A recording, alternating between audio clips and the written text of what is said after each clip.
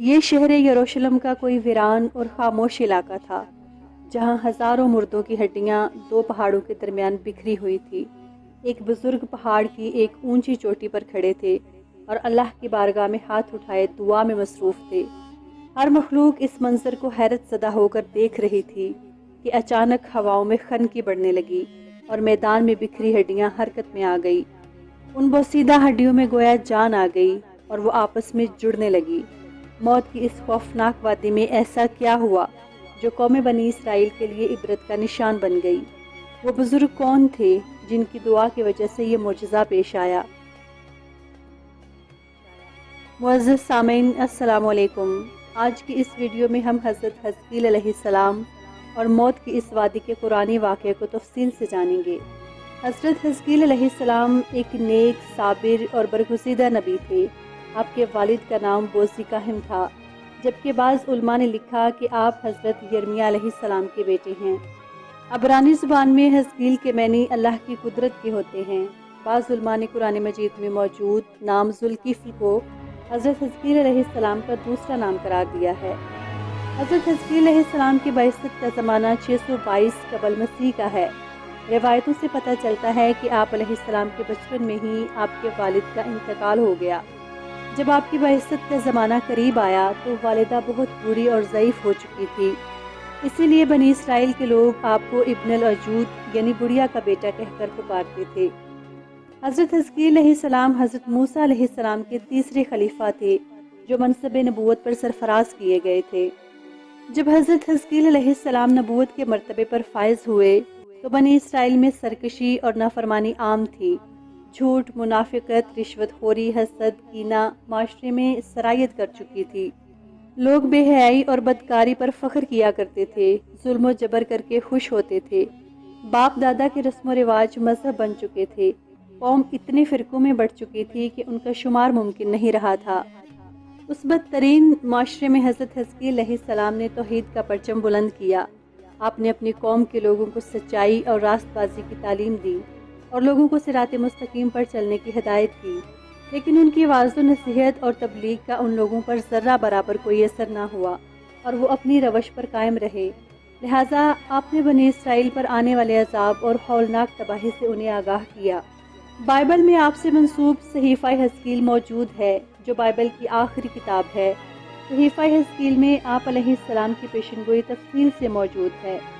سن 550 قبل مسیح میں بابل کے بادشاہ بخت نصر نے بیت المقدس پر حملہ کر دیا، لہٰذا یہودی خوفزدہ ہو کر قلعہ بند ہو گئے۔ حضرت حزقیل علیہ السلام کا خیال تھا کہ بنی اسرائیل کی تباہی ان کے لیے بطور سزا اور سبق ہے جو خدا کی طرف سے دی گئی ہے۔ آپ نے توبہ پر زور دیتے ہوئے اپنی قوم کے لوگوں سے کہا، تم لوگ توبہ کرو اور اپنی ساری بدکاریوں سے باز آ جاؤ۔ سارے برے کام جنہیں کر کے تم گنہگار ہوتے ہو خود سے جدا کر کے پھینک دو اور اپنے لیے ایک نیا دین اور نئی روح پیدا کرو۔ مہینوں تک یہ محاصرہ جاری رہا۔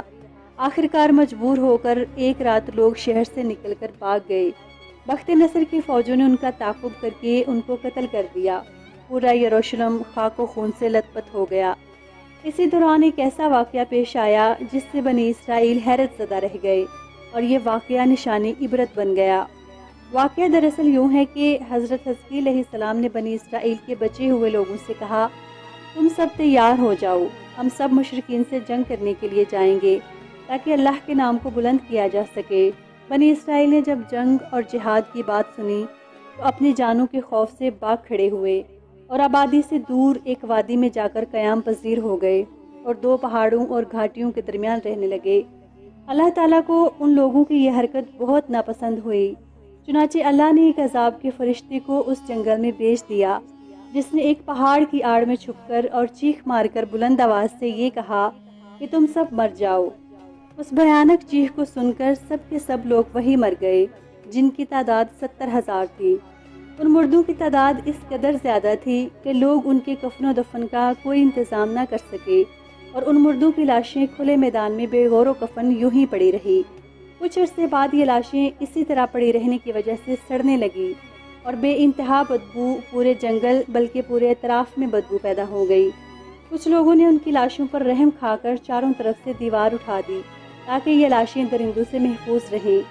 کچھ دنوں بعد حضرت حزقیل علیہ السلام کا اس جنگل میں ان لاشوں کے پاس سے گزر ہوا تو اپنی قوم کے 70,000 لوگوں کی اس موت ناگہانی اور بے غور و کفن لاشوں کی فراوانی دیکھ کر رنج و غم سے ان کا دل بھر گیا۔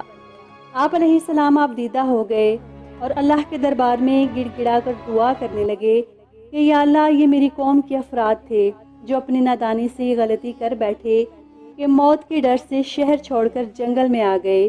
یہ سب میرے شہر کے باشندے تھے، ان لوگوں سے مجھے بڑی محبت تھی اور یہ لوگ میرے دکھ سکھ کے شریک تھے۔ افسوس کہ میری قوم ہلاک ہو گئی اور میں بالکل اکیلا رہ گیا۔